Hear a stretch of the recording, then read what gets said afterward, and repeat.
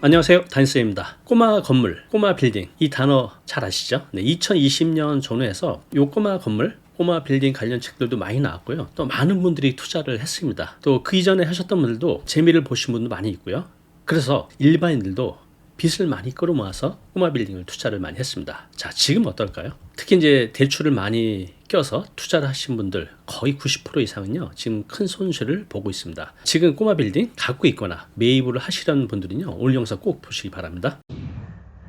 자, 뉴스 기사 좀 보겠습니다. 대출이자 더하면 마이너스 수익률.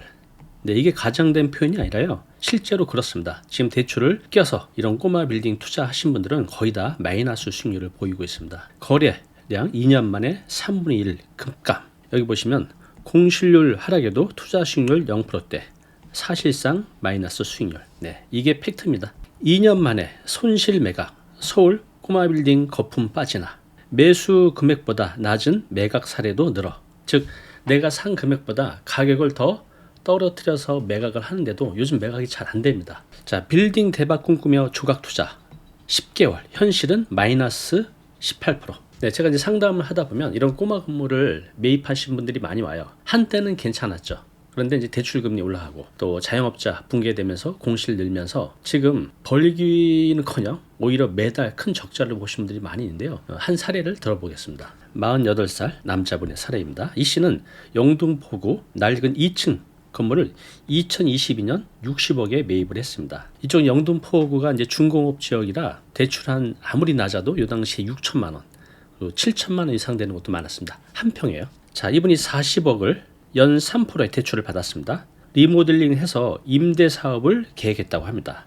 자, 그런데 문제가 생겼죠. 공사비 상승. 우리 이제 뉴스 보시면 또 재건축 단지 보면 조합하고 또 시공사하고 이 시공비 문제 때문에 소송에 걸린 사례들이 지금 굉장히 많이 있잖아요. 이것이 꼭 재건축 단지뿐만 아니라 지금 일선 이런 조그만 꼬마 빌딩에서도 이제 이런 문제들이 많이 생기고 있습니다. 자, 공사비 상승으로 리모델링 예상보다 5억 원이 더 들었고 완공 즈음에 엎친 데 덮친 격으로 금리도 5%로 치솟았습니다. 월 이자만 1,700만 원. 여기에 보험료 세금을 더하면 2천만 원 이상의 고정 비용이 발생했습니다. 자, 그런데 이제 임차인을 구해야 되잖아요. 어렵게 구했는데 월 임대료, 자, 이 건물에서 1,500만 원 감당이 안 되죠. 이분은 2천만 원의 고정 비용이 매달 나가는데 월 임대료는 1,500만 원.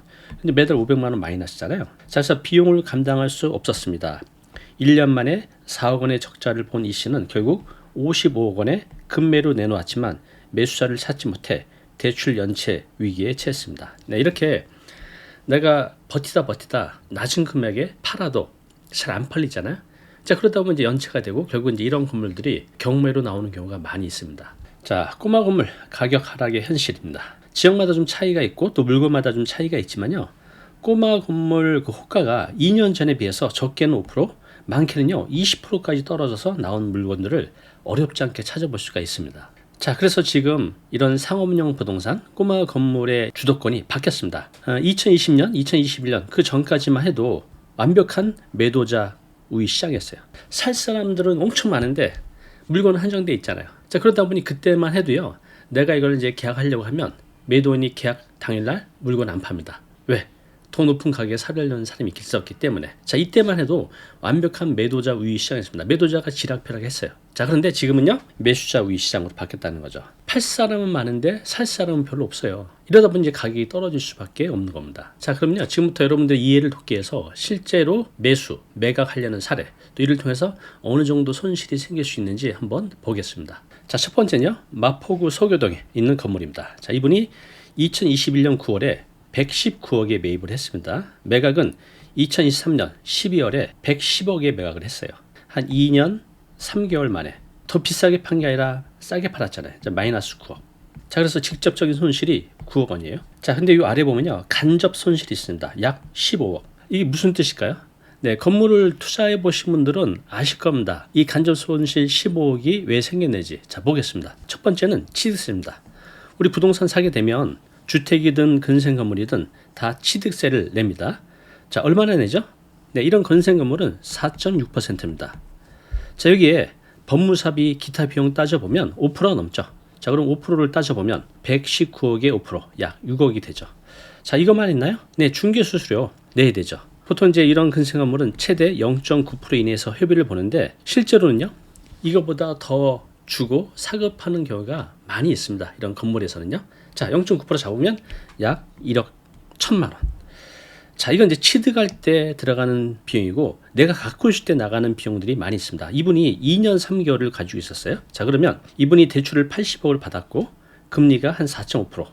자, 그러면 연간 대출 이자가 3억 6천이에요. 1년, 2년, 또 3년차 3개월 따져보면 약 대출 이자만 한 8억 원이 되죠. 자, 그리고 이 건물을 갖고 있으니까 재산세를 내잖아요. 또 여기서 임대 수익이 나오니까 또 그에 따른 부가세, 또 기타 비용 따져보면요. 연 2년 동안 최소 2, 3억 이상은 나갔을 거라고 봅니다. 또 이분은 이제 유지보수 비용. 이렇게 이제 오래된 건물을 사면 사고 나서 그대로 운영하는 경우는 별로 없죠. 어느 정도 손을 봅니다. 근데 이제 이분은 이제 2억 원을 썼는데 사실 이 정도 건물이 2억 원 써도 태가 안 나요. 그죠? 최소한으로 쓰신 것 같아요. 어쨌든 2억 원. 자, 그리고 중개수수료 또 나왔네요. 이게 뭐죠? 네, 이미 갖고 있을 때 임차인 바뀔 때마다 또 중개수수료가 나가잖아요. 또 이건 있을 수도 있고 없을 수도 있는데 각종 분담금, 교통유발 분담금, 도로 점용료 이런 것들 다 포함하면 약 1억. 또 팔 때 이제 수수료를 내야 되잖아요. 그죠? 살 때도 내지만 팔 때도 냅니다. 1억 1천만 원. 자, 그럼 어떻게 되죠? 모두 합치면 나가게 된 비용이 약 한 21억 정도 돼요. 근데 이분 이제 수익도 있잖아요. 임대 수익이 2년 3개월간 약 6억 5천만 원. 투자 수익률이 3%가 안 돼요. 한 2.3, 4% 정도 되니까 이 정도 될 겁니다. 자, 그러면 간접 손실 총 21억에서 임대 수익 빼면 약 15억의 손실이 생기게 되죠.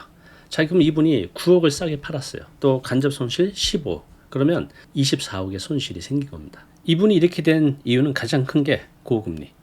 전에는 2%, 많아야 3%대에 빌릴 수 있던 것들이 5%대가 넘어가면서 이런 대출이자가 큰 부담으로 작용을 한 겁니다. 자, 그리고 이 부동산 시장이 침체로 이어지면서 임대 수익이 더 하락한 것도 원인이 되었습니다. 자, 사례 하나 더 보겠습니다. 이번에는 서대문구 홍제동에 있는 건물 사례입니다. 2022년 3월에 55억 원에 매입을 했어요. 그 다음에 5월에 55억에 다시 매각을 했어요. 네. 산 금액 그대로 판매를 했어요. 자, 그럼 표면상으로는 손실이 하나도 없잖아요. 아니라니까요. 손실이 굉장히 많죠. 자, 이분 같은 경우는 여기 적진 않은데 리모델링을 했다고 합니다. 한 5억 원 정도가 들어가고 또 1년 2개월 동안 대출이자, 세금, 또 중개수수료, 법무사비 등등등등 따져보면 최소 한 7, 8억 정도의 손실이 있는 겁니다. 그죠? 똑같은 금액에 팔았지만 결국은 손실 금액이 7, 8억 정도가 생겼다는 겁니다. 자, 이분이 손해를 보게 된 것은 일단 용도 변경, 또 리모델링 이 비용이 크게 발생이 됐고 수익성 악화, 여기서 나오는 임대 수익이 이자를 감당할 수가 없었던 거죠. 자, 사례 하나 더 보겠습니다. 이번엔 이제 영등포구 당상동입니다. 자, 이분은 흔히 말하는 이제 디벨로퍼예요. 오래된 건물 또 단독을 사서 신축을 해서 분양 또는 매각 하려고 땅을 샀습니다. 2022년 1월에 60억 원에 구입을 했고 매각은 그 다음에 2년 만에 그죠? 53억 원에 판매를 했어요. 자, 그러면 겉으로 보이는 손실 그죠? 손실이 7억. 자, 요거 왜 나갔을까요? 2년 동안 이 땅을 아무것도 안 하고 있었기 때문에 이자 비용은 계속 나갔을 거 아니에요. 그죠? 대출이자, 취득세, 중개수수료 아까 말씀드렸던 이런 것들이 얼추 잡아도 8억. 그러면 손실이 15억이에요. 자, 이렇게 팔 수만 있어도 다행입니다. 현장에서는요. 이런 이제 시행부지를 사놓고 이분처럼 내가 산 금액보다 훨씬 더 싸게 판매를 하는데도 사는 사람들이 별로 없습니다. 왜? 결국 엑시트를 해야 되는데 그러니까 지어서 판매 또는 분양을 해야 되는데 지금 팔리지도 않고 분양도 안 돼요. 그러다 보니 이렇게 싸게라도 팔 수 있으면 정말 다행이죠. 자, 이 원인은 부동산 시장의 침체입니다. 네, 분양이 안 돼요. 특히 다세대, 오피스텔, 또 상가 이런 것들. 지금 이제 세 개 사례를 보여드렸는데요. 2020년 그때부터 부동산 시장이 좋았어요. 금리도 낮았고, 그죠? 그래서 이렇게 낮은 금리, 또 경기도 비교적 괜찮아서 너도 나도 이런 꼬마 빌딩을 투자를 했는데 문제가 생겼죠. 일단 첫 번째, 금리가 굉장히 높아졌습니다. 2%, 3%대 쓰던 금리가 4%, 5%, 심지어는 2060년에 쓰신 분들은 6%, 7%짜리도 있어요. 그럼 이전에 빌렸던 이자보다 2배 정도를 더 내는 겁니다. 500만 원 내다가 1000만 원. 또 자영업자 시장이 붕괴되면서 공실이 많아졌습니다. 또 공실이 없다 할지라도 임대료를 낮출 수밖에 없었던 거죠. 또 뭐죠? 지금 여기 사례들처럼 대체로 어느 정도 리모델링 또는 신축을 해야 되는데 공사비가 거의 2배 급등을 했습니다. 자, 이래저래 이렇게 세 개의 악재가 끼면서 시장이 이제 힘들어진 겁니다. 이런 일이 왜 생겼는지 좀 더 구체적으로 알아보겠습니다. 네, 지금 자료는요. 국민은행 자료를 보고 계십니다. 중소형 빌딩 매매 거래 및 가격 변동률 추이를 보고 계신데요. 자, 여기 보시면 2016년, 18년, 20년에서 쭉 올라갑니다. 그래서 2021년에 정점이에요. 너도 나도 이때 꼬마 빌딩을 샀죠. 그리고 쭉 추락하는 그래프를 볼 수가 있습니다. 자, 이것도 권역별 중소형 빌딩 가격 변동률 추이를 보고 있습니다. 자, 요 색깔이 2022년, 요 노란색이 2023년, 여기 검은색이 2024년입니다. 자, 그런데 서울, 도심권, 동남권, 동부권 예외 없이 시간이 가면 갈수록 다 떨어지고 있죠. 특히 여기 서남권, 서부권은요, 네, 마이너스입니다. 2024년 올해 들어서는요. 자, 지금 보시는 것은요, 서울의 중대형 상가 공실률 추이를 보여주고 있습니다. 자, 여기 노란색은요, 초소형이에요. 요거 이제 뺄게요. 30제곱 미만, 한 7평도 채 안 되는 거죠.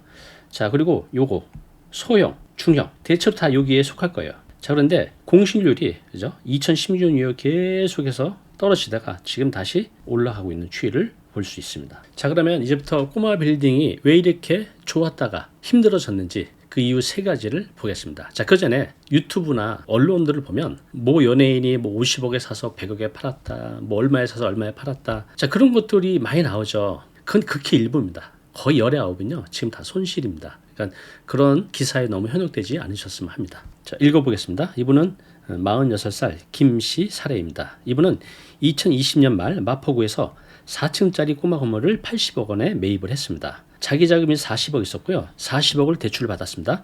그때만 해도 연금리가 대출이자가 2.5%, 월 임대 수익이 약 2천만 원. 대출이자를 내고도 돈이 남았죠. 자, 이때만 해도 너무 좋았어요. 그런데 2022년 하반기부터 금리가 급상승했죠. 자, 그래서 대출이자가 5%대까지 올라가게 되고 월 이자 부담이 1,800만 원으로 늘었어요. 그죠? 2배 이상 늘은 거죠. 게다가 경기 침체로 2층 사무실이 공실이 됐다고 합니다. 그래서 임대 수익이 여기 2천만 원에서 1,400만 원으로 줄어들었습니다. 자, 그러면 어떻게 되죠? 매달 400만 원의 적자를 보게 되죠. 그래서 이분이 급히 매각을 결정했지만 시세가 이제 70억 원으로 떨어진 걸 알게 됩니다. 내가 산 금액이라도 팔자라고 했는데 그 금액에 살 사람이 없는 거죠. 자, 그래서 10억 원의 이제 손실을 보게 됐습니다. 이분도 진짜 돈을 벌려는 이제 꿈을 가지고 했었는데 물거품이 되고 말았다는 기사 내용입니다. 이 표를 보시면 좀 더 이해가 되실 것 같습니다. 코로나19 시기 저금리. 네, 이때만 해도요, 2020년, 2021년 이때만 해도 경제가 어려워졌어요. 이 코로나 때문에. 그래서 정부와 중앙은행에서 경제를 살리기 위해서 금리를 매우 낮게 유지를 했습니다. 그래서 이 시기에 대출이자가 매우 낮으니까 많은 분들이 대출을 받으려고 했습니다. 자, 그래서 꼬마 빌딩 투자가 그전에도 많은 분들이 관심이 있었지만 더 관심을 갖게 됐어요. 왜? 지렛대가 되니까. 은행에서 낮은 금리로 대출을 받아서 여기서 나오는 임대 수익으로 충분히 수익을 낼 수 있었죠. 그래서 굉장히 매력적인 투자처였습니다. 자, 그런데 문제가 생겼습니다. 2022년 중반 이후부터 물가가 오르고 또 그래서 이걸 잡기 위해서 중앙은행에서 금리를 올리기 시작합니다. 자, 이렇게 금리가 빠르게 오르면서 대출을 받은 분들이 이제 빠져나올 수가 없어요. 내가 산 건물 언제든지 빠져나올 수 있는 시장이 아니잖아요. 이미 대출은 받았고 금리는 올라갔고 근데 시장은 안 좋아져서 임대 수익은 줄어들고 그래서 고금리의 덫에 갇히게 됩니다. 자, 그럼 어떻게 되죠? 대출 이자 그리고 여기서 나오는 임대 수익. 임대 수익이 더 커야 대출 이자 내고 그 나머지 갖고 생활을 하는데 지금은 정반대가 됐어요. 그죠? 대출 이자가 더 큽니다. 그래서 이자 갚기가 어려워지게 되고 또 많은 분들이 빌딩을 더 싸게 매각을 하려고 하는 거죠. 이렇게 해서라도 빠져나오면 되는데 빠져나오지 못하는 분들은 이 이자를 갚지 못해서 경매 시장으로 나가게 되는 겁니다. 자, 두 번째 이유는요. 공사비 상승입니다. 자, 이게 왜 꼬마 빌딩 이런 신축 또 리모델링 시장에 문제가 생기는지 한번 보겠습니다. 자, 사례자입니다. 자, 이분은 2021년 말 서울 마포구에 낡은 2층짜리 주택을 30억 원에 매입을 했습니다. 일반인들이 보면 이상하죠? 아니, 왜 낡은 주택, 2층짜리 주택을 매입했지? 네, 이분은 요거 이제 신축하려고 하는 겁니다. 자, 20억 원을 들여 4층 상가주택으로 새로 신축을 하려고 했던 거죠. 자, 그런데 착공 직전에 예기치 못한 난간에 부딪힙니다. 시멘트 가격이 30% 오르고 창호 자재는 40% 이상 상승하고 인건비 상승. 그래서 총 공사비가 원래는 20억 원을 예상했었는데 32억으로 이제 늘어난 거죠. 네, 그랬습니다. 추가 대출을 받아 공사를 진행했지만 공사 즈음 또 문제가 생겼습니다.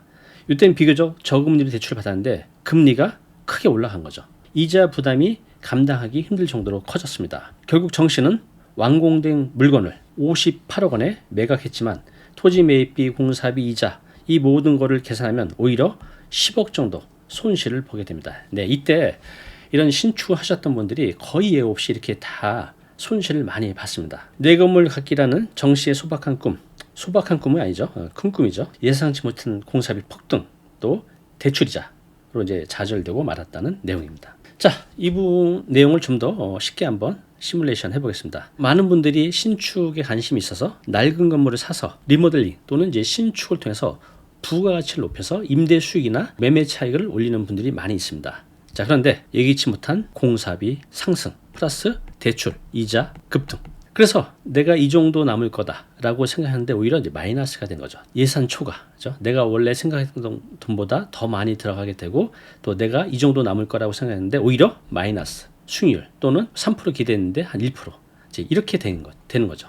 그래서 더 이상 버티지 못하고 큰 손실을 보고 매각하는 이런 사례들이 많이 있습니다. 지금도. 자, 마지막 세 번째는 뭘까요? 앞서 몇 번 말씀드렸지만 결국 이런 상업용 부동산은 월세를 받는 거잖아요. 자, 그런데 내가 받는 월세에서 대출을 받으면 대출 이자를 월세로 감당이 돼야 되는데 금리가 높아지면서 자영업자 시장이 안 좋아지면서 공실이 생기고 임대료가 떨어지면서 이자를 못 내는 경우가 이제 많이 발생이 됐습니다. 자, 그 사례입니다. 한번 보겠습니다. 자, 57세 저랑 동갑이네요. 이 씨의 사례입니다. 이분은 30년간 회사에서 퇴직금 5억 원, 그리고 이제 이분이 오피스텔인데 이걸 팔아서 총 10억 원으로 2021년 말 서울 신촌에 4층짜리 꼬마 빌딩을 35억 원에 매입을 했다고 합니다. 그럼 이분이 갖고 있는 10억이니까 25억 원을 대출을 받았다고 합니다. 3.3%에 월 1,000만 원의 임대료 수입, 또 700만 원으로 대출이자와 관리비를 충당하고도 이제 300만 원이 이제 남았던 거죠. 괜찮죠? 이렇게 매달 300만 원의 수익이 생기고 일정 기간이 지나면 또 1억, 2억 올라가서 매매 차익도 만들 계획이었죠. 자, 그런데 문제가 생겼습니다. 2022년 하반기부터 금리가 급등하면서 대출이자가 5.7%로 급등을 하게 됩니다. 3.3에서 5.7%로. 그래서 월 이자 부담이 1,200만 원 늘었어요. 게다가 경기 침체로 3층 사무실 임차인이 계약갱신을 포기하면서 공실이 된 거죠. 그래서 임대 수익이 800만 원으로 줄었다고 합니다. 결국 이 씨는 매달 400만 원의 적자를 보게 되었다. 결국 1년을 버티다가 급히 매각을 결정했지만 시세가 30억 원으로 떨어져 5억 원의 손실을 보게 되었다. 이 씨의 꿈꾸던 안락한 노후는 고금리의 폭풍과 함께 이제 산산이 부서졌다고 합니다. 여기 5억 원의 손실이라고 했는데 아니죠. 앞서 말씀드렸지만 이분이 5억 원을 싸게 판 거, 이건 이제 겉으로 보이는 거고 보이지 않는 취득세, 중개수수료, 금융이자, 부가세, 재산세, 또 팔 때 양도세 높지만 또 중개수로 나가고 이래저래 하면 이분은 최소 10억 정도는 손해를 봤을 거라고 봅니다. 한번 보겠습니다. 꼬마 빌딩 투자를 합니다. 두 가지를 보죠. 임대 수익, 자본 차익. 갖고 있으면 매동 올라갈 거를 기대하는 거죠. 그래서 많은 분들이 이런 꼬마 빌딩 투자할 때 임대 수익도 기대하지만 자본 차익을 많이 기대를 합니다. 그런데 지금 오히려 자본 차익이 떨어지게 된 거죠. 임대 수익도 대부분 대출을 껴서 하기 때문에 예전에는 대출이 지렛대가 됐어요. 왜냐하면 여기서는 임대 수익으로 대출 이자를 내고도 남았는데 지금은 그 반대가 됐습니다. 그죠? 그래서 과거에 매력적인 투자 구조 때문에 다들 이렇게 투자를 했는데 고금리, 낮은 임대료 또는 공실 때문에 임대료와 이자에 불균형이 생긴 거죠. 뭐죠? 이자가 더 많아진 겁니다. 그래서 여기 나오는 월세로 이자를 갚지 못하게 돼서 결국 가격이 떨어지고 이렇게라도 팔릴 수 있으면 다행인데 못 팔게 되면 대출이자 밀리게 되면 결국 이제 경매로 나앉게 되는 겁니다. 네, 지금 말씀드린 이런 꼬마 건물들의 사례가 뭐 1,000명, 1명 이런 사례가 아닙니다. 지금 대출을 껴서 하셨던 분들은 거의 대부분 이제 이에 해당이 된다고 보면 됩니다. 물론 이제 더 기다리면 좋은 시설을 맞이할 수도 있겠지만 그 좋은 시설을 기다릴 여력이 안 돼요. 그죠? 매달 마이너스인데 뭐 1, 20만 원도 아니고 몇백만 원 또는 막 1,000만 원, 2,000만 원씩. 그러다 보니 견디지 못하게 되고 더 싼 금액에 팔거나 팔지 못하면 경매로 가게 되는 이제 상황들이 많이 생기게 되는 겁니다. 항상 위기 속에 기회가 있다고 하잖아요. 그래서 이렇게 싸게 나오는 물건을 잘 사서 내가 잘 유지 보수해서 좋은 시설을 기다리게 되면 또 좋은 가격에 팔 수도 있고 또 임대료도 올라갈 수 있겠죠. 자, 그래서 지금 혹시 이제 꼬마 건물을 투자하시려는 분들은요, 뭐 이게 완벽한 건 아니지만 그래도 기본적인 투자 포인트는 알고 투자하셨으면 좋겠습니다. 한번 보겠습니다. 자, 첫 번째는 입지 조건입니다. 부동산은요, 첫 번째도 입지, 두 번째도 입지, 세 번째도 입지예요. 그래서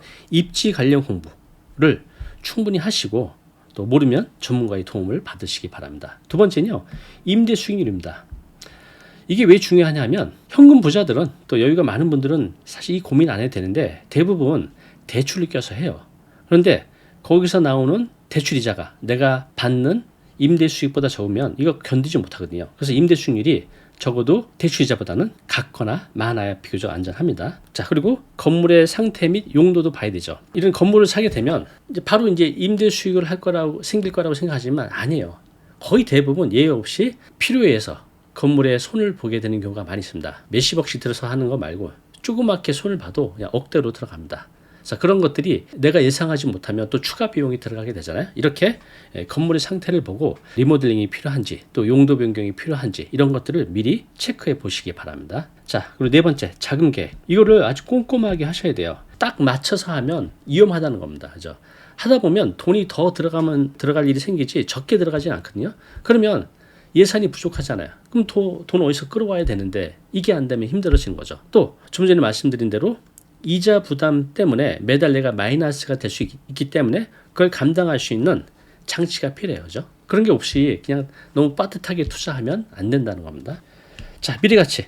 이 미래가치는 이제 입지 조건하고 맥을 같이 합니다. 결국 우리는 현재 가치에 투자하는 게 아니라 미래 가치에 투자하는 거죠. 그래서 그 인근의 개발 계획 또는 이제 재개발, 재건축 가능성 이런 것들이 있는지 결국 이게 이제 미래 가치잖아요. 결국 여기에 사람이 많이 유입이 되는지 이런 것들을 이제 보시라는 겁니다. 자, 그리고 이제 법적인 검토. 법적으로 문제가 없는지. 그런데 실제 이런 건물 사다 보면요, 법적으로 문제 있는 것들이 의외로 많이 있습니다. 뭐 워낙에 그냥 불법 건축물로 되는 것도 있지만 불법 건축물로 등재가 안 돼 있어도 사 보니 여기 4층짜리 건물도 5층을 쓰고 있네? 불법이죠. 또 분명히 2층이 원룸으로 쓰고 있는데 건축물 대장을 보니까 근린생활시설이네? 네, 이런 것들이 굉장히 많이 있다는 거죠. 그래서 법적으로 문제가 없는지 꼭 검토하시기 바랍니다. 또 관리의 용이성, 또 황금성, 제일 중요하죠.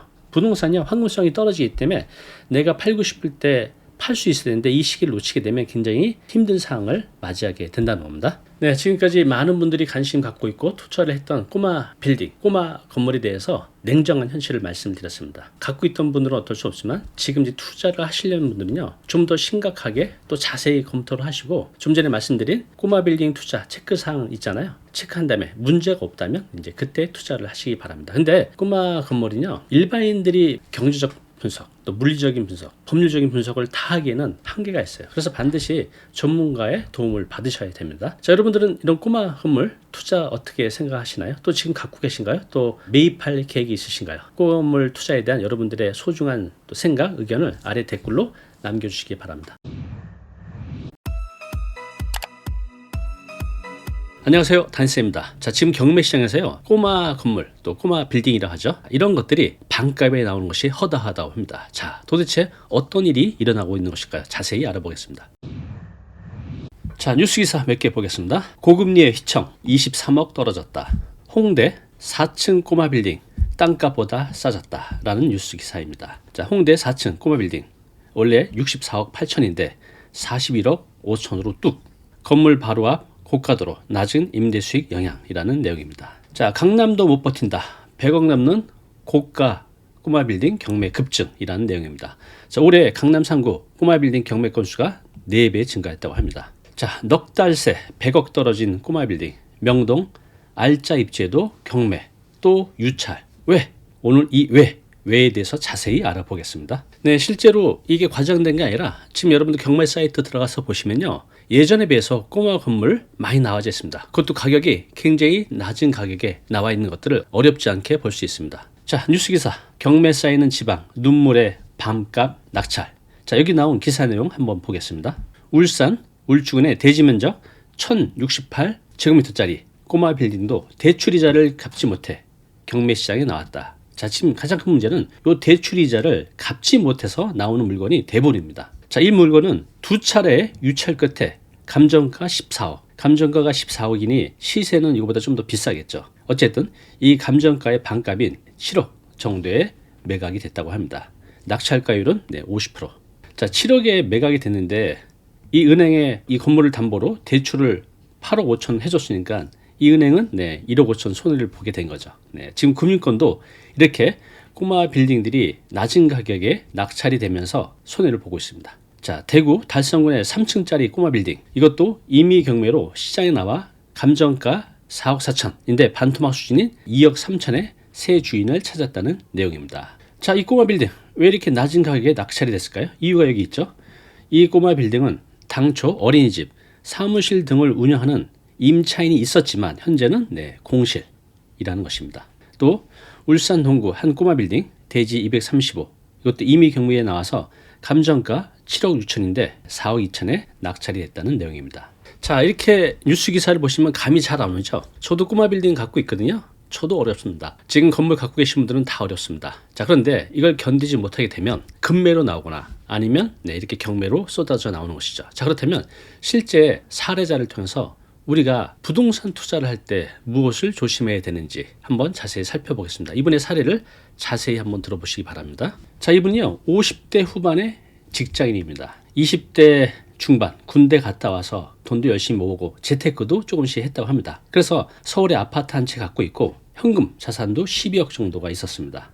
퇴직을 한 1년 정도 앞두고 계셨거든요. 그래서 이분이 은퇴 후에 생활비 좀 보태보자 이런 꼬마 빌딩에 투자를 했습니다. 또 이분이 간간히 오피스텔이나 소형 상가를 투자하면서 약간의 이제 재미를 보셨다고 해요. 자, 이분이 건물을 사게 됩니다. 꼬마 건물 3층짜리인데요. 자, 이 건물 원래 매매가가 32억이었다고 합니다. 근데 이게 영등포에 있는 거거든요. 사연을 봤더니 상속을 받은 겁니다. 형제 3명에서 이들은 빨리 팔아가지고 현금을 나눠 가져야 되잖아요. 그래서 협상이 된 거죠. 32억.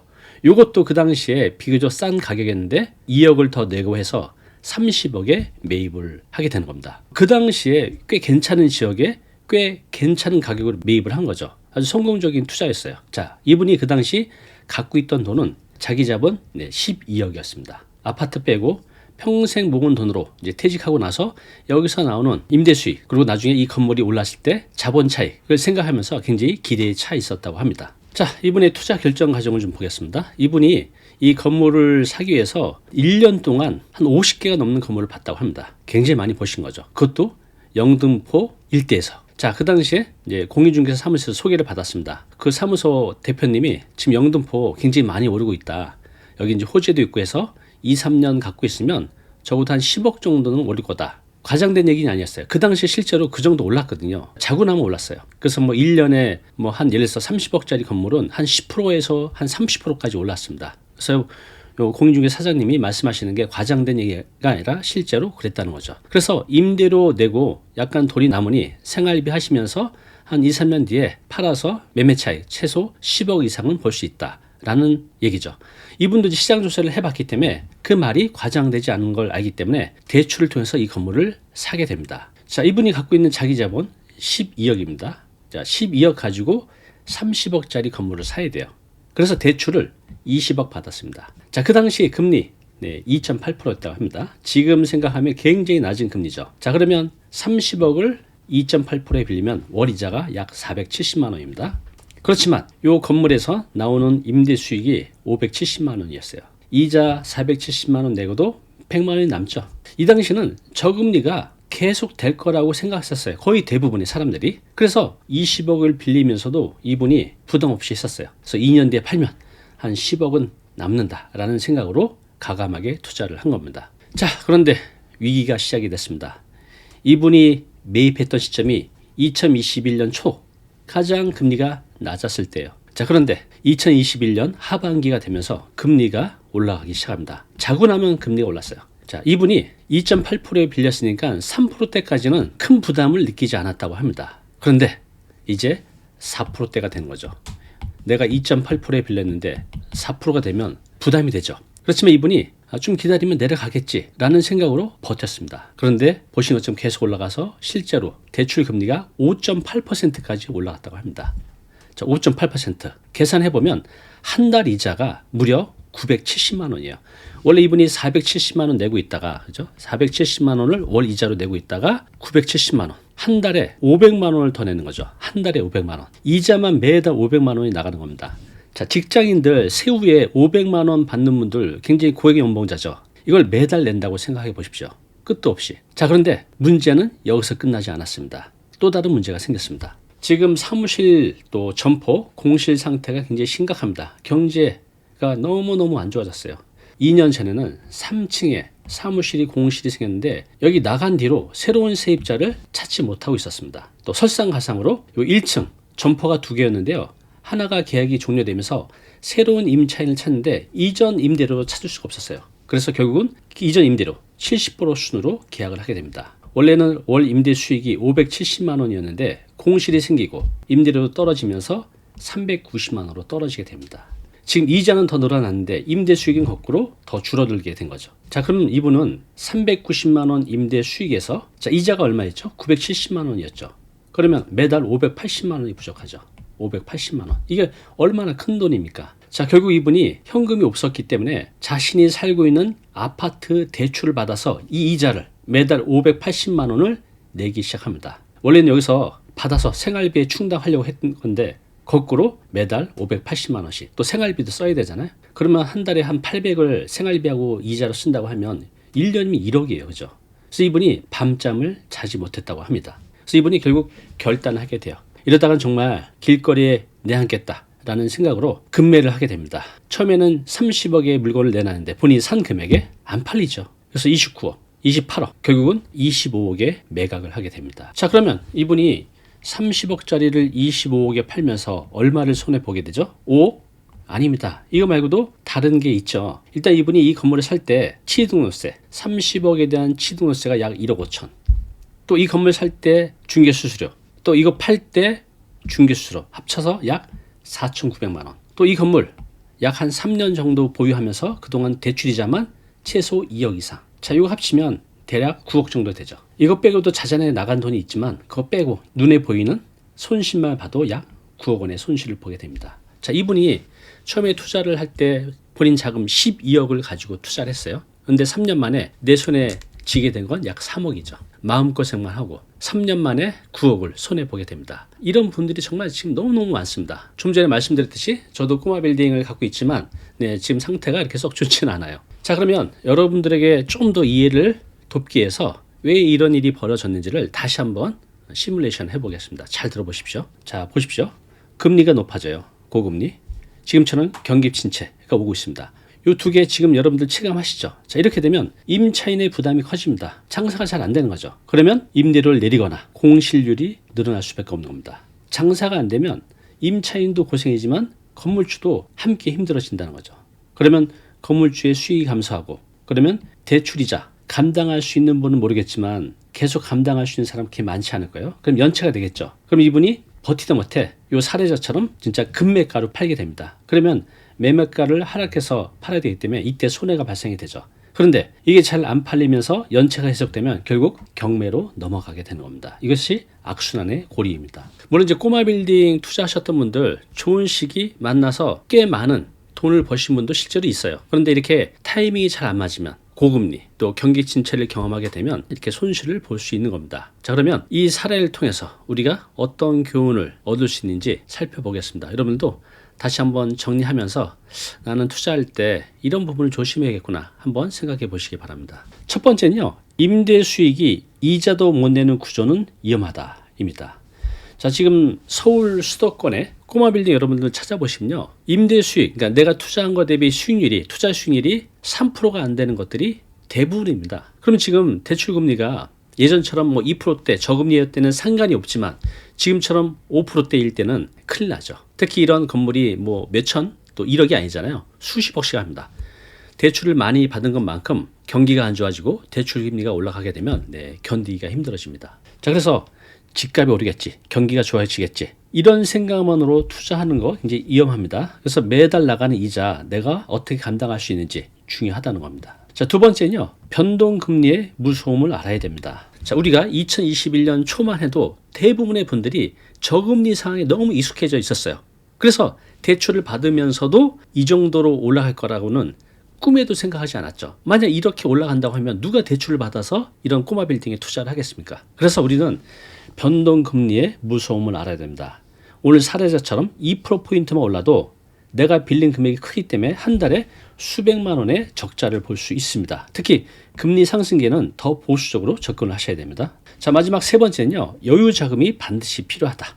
왜냐하면 공실이 생길 수 있기 때문에, 또 임대료가 깎일 수 있기 때문에, 또 예상치 못한 지출 발생할 수 있어요. 자, 여기서 예상치 못한 지출이 뭘까요? 굉장히 많습니다. 건물 갖고 계신 분들은 아실 거예요. 이런 지출 말고요, 자잘한 지출들이 너무나 많습니다. 그래서 이런 건물 투자하실 때는요, 빠듯하게 투자하면 안 됩니다. 적어도 내가 한 1년 정도의 이자는 통장에 갖고 시작을 해야 돼요. 그렇지 않으면 이런 위기 때 내가 굉장히 힘들어질 수 있다는 겁니다. 자, 정리하겠습니다.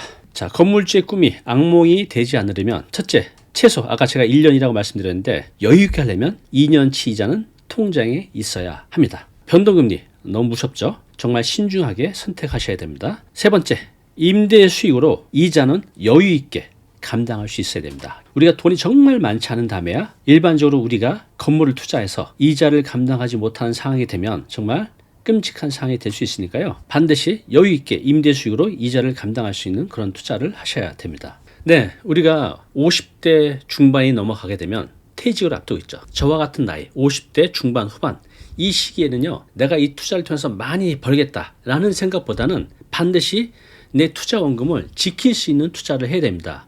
왜냐하면 내가 60이 돼서 투자 원금까지 날리게 되면 회복하기 힘들어요. 그래서 너무 욕심내지 마시고 안정된 투자, 안전한 투자를 하시기 바랍니다. 여러분들은 지금 이 시기에 부동산 투자에 대해서 어떤 생각을 갖고 계십니까? 여러분들의 의견 아래 남겨주시기 바랍니다. 안녕하세요, 단쌤입니다. 자, 작년 1월에 80억에 산 건물 50억에 팔렸다고 합니다.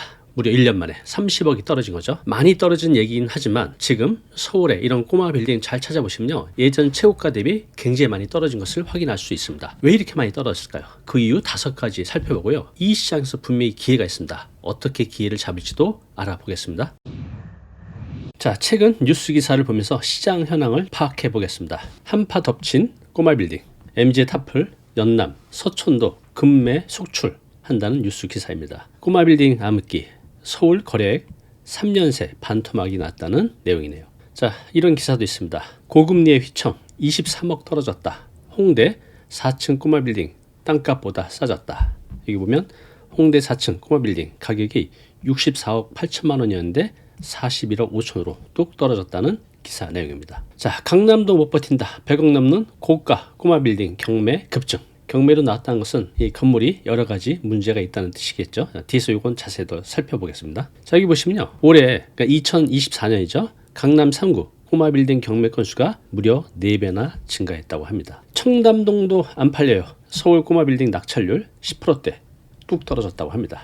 자, 80억 꼬마 빌딩 1년 만에 얼마요? 여기 나오죠. 80억짜리가 1년 만에 50억, 30억이 떨어진 겁니다. 이 내용을 가지고 지금 서울 시내 꼬마 빌딩 얼마나 힘든지, 또 분명히 말씀드리지만 기회가 있다는 거, 그래서 어떻게 기회를 잡을지도 알려드리겠습니다. 꼬마 빌딩 한때는 엄청나게 사람들이 좋아했습니다. 가격도 실제로 많이 올랐고요. 그런데 지금은 많이 힘들었습니다. 그 힘들어진 이유가 분명히 있겠죠. 5가지 살펴보겠습니다. 자, 꼬마 빌딩의 몰라 그 이유 5가지. 한때 이 수익형 부동산의 꽃이라 불렸던 꼬마 빌딩 책도 많이 나왔어요, 이거 관련해서. 근데 지금은 찬밥 신세로 전락하고 있습니다. 지금 주거용 꼬마 빌딩은 비교적 괜찮아요. 그죠? 필수제이기 때문에. 그런데 비주거용 상가 같은 거죠. 이런 꼬마 빌딩은 매우 힘든 상태입니다. 왜 이런 일이 벌어지고 있는지 그 이유 5가지 하나씩 살펴보겠습니다. 첫 번째는요, 경기 불황과 자영업의 몰락입니다. 자, 뉴스 기사를 몇 개 보겠습니다. 자, 지금 자영업 시장이 얼마나 힘든지를 보여주는 게 있죠. 뭐죠? 연체율. 여기 보시면 자영업자 연체율 계속 늘어가고 있습니다. 대출을 받았는데 이자를 못 내고 있는 거죠. 그만큼 경기가 힘들다는 것을 이 연체율로 우리가 알 수가 있습니다. 자, 청담동마저 중대형 상가 5곳 중 한 곳은 비었다. 이것이 좋아질 기미가 현재 보이지는 않고 있어요. 지금 코로나19 이후 내수시장이 살아나지 못하고 있습니다. 그래서 자영업자분들이 너무 힘들어요. 줄줄이 문을 닫고 있습니다. 예전에는 이런 말이 있었어요. 저희 세대는 이런 말 알죠? 먹는 장사는 안 망한다 라는 얘기가 있었죠. 그런데 지금은 이 말이 전혀 맞는 얘기가 아닌 것 같습니다. 왜 그럴까요? 여러 가지 원인이 있지만 가장 큰 원인 중에 하나가 있죠. 바로 배달 음식 시장의 확대입니다. 저도 많이 스마트폰으로 시켜 먹거든요. 굳이 차 끌고 멀리 기다리면서 가지 않고 집에서 너무 편하게 시켜 먹을 수가 있죠. 이렇게 배달 음식이 늘어나면서 오프라인 가게, 특히 외식업 업종들이 문을 닫고 있죠. 자, 여기 보시면요, 서울 중대형 상가의 공실률이 무려 8.6%가 넘습니다. 신촌 같은 이런 중심 상권도요, 무려 11.5%입니다. 그러면 10곳 중에 한 곳 이상은 비어 있다는 뜻입니다.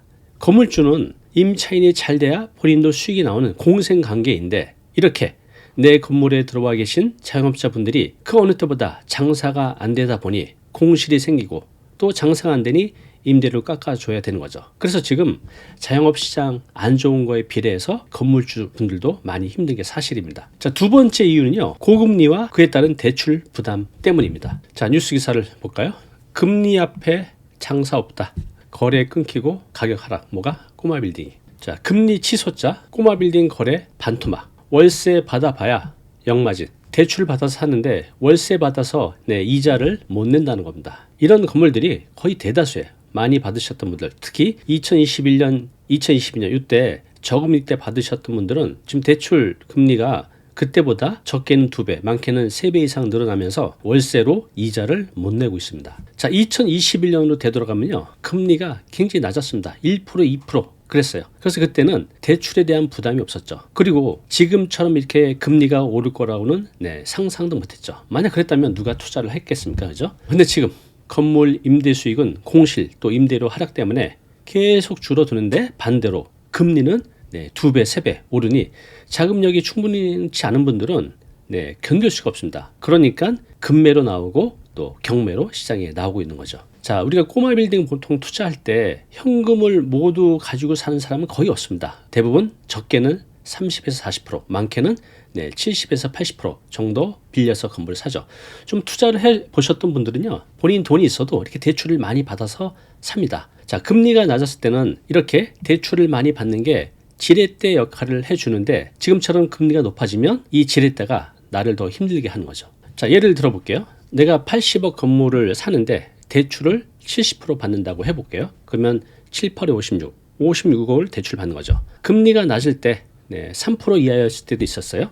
자, 3%라고 가정을 하면 연이자는 1억 6,800만 원, 한 달 이자는 약 1,400만 원. 자, 이렇게 해서도 투자를 많이 했었어요. 자, 그런데 지금 대출 금리가 많이 높아졌죠. 신용대출은 더 높고요. 또 1금융권, 2금융권 차이도 있는데 5.8%라고 가정을 해볼게요.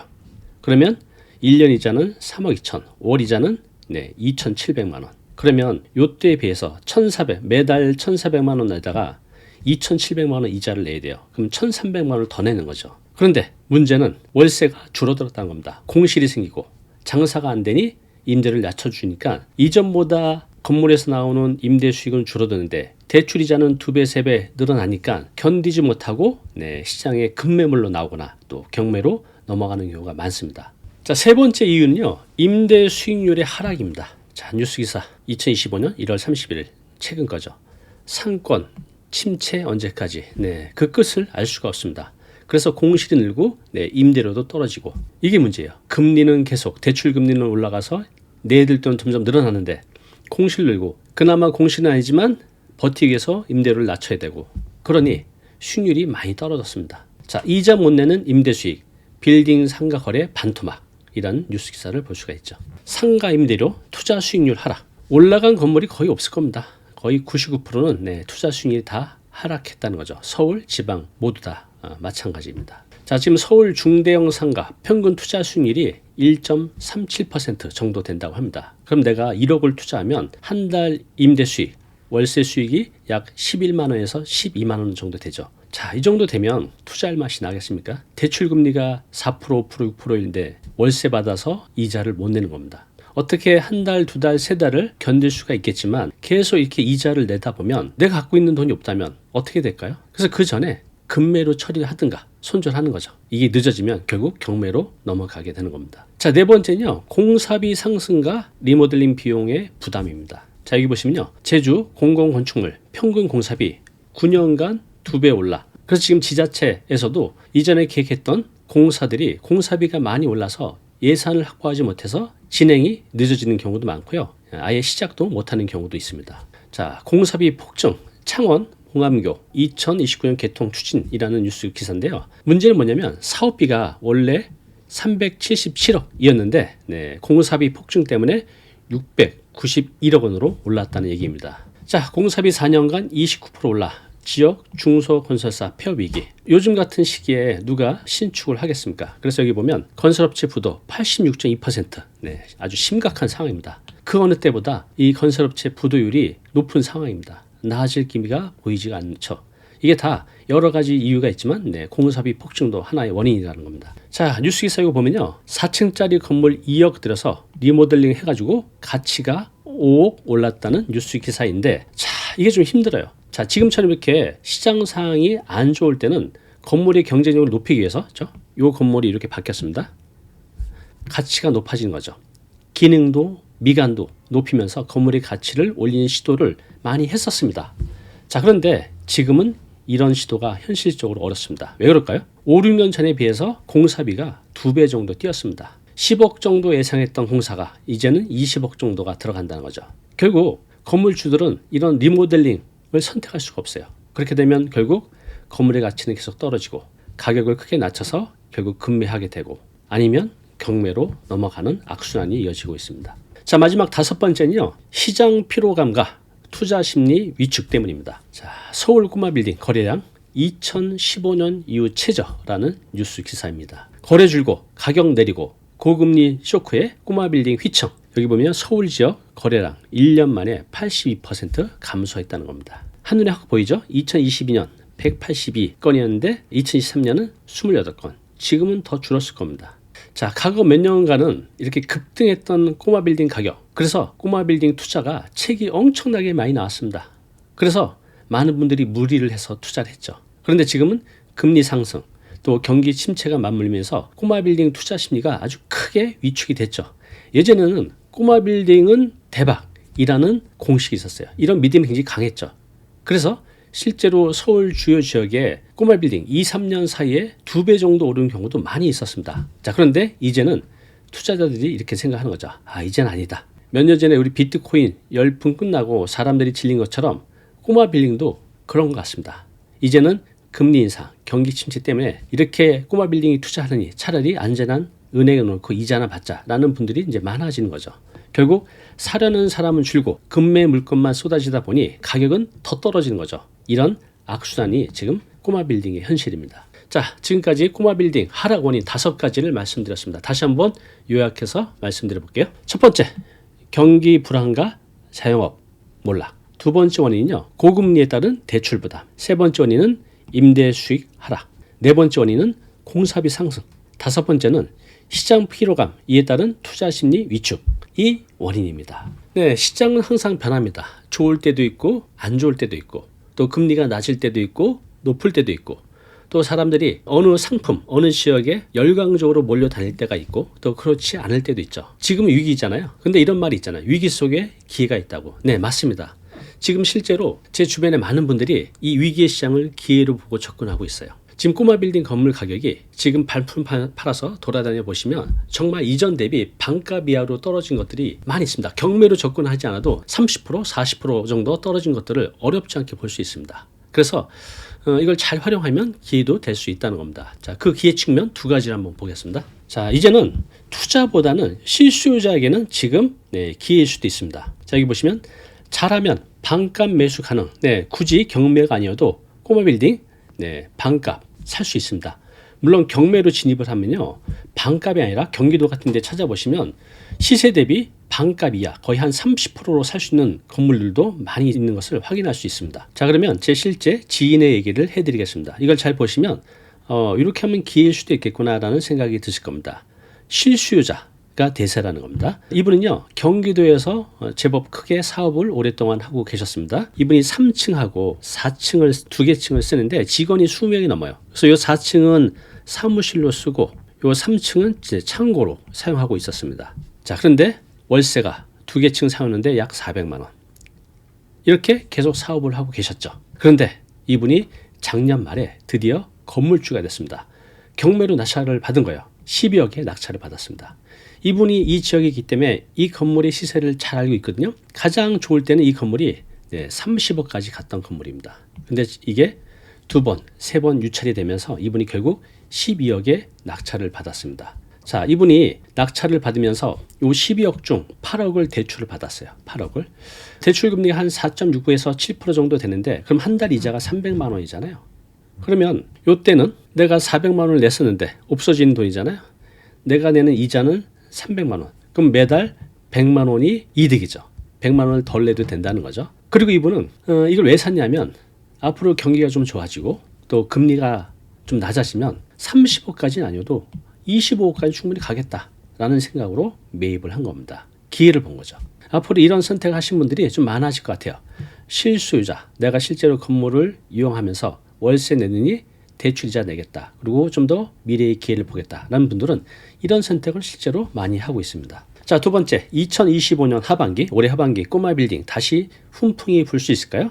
네, 이것은 여러 가지 변수에 따라 그럴 수도 또 그렇지 않을 수도 있습니다. 자, 금리 내려가면 오피스텔 가격 올라간다고? 그럴까요? 네, 일반적으로는 그렇습니다. 이런 수익형 부동산요, 금리가 올라가면 건물의 가격, 수익형 부동산의 가격은 내려가고요.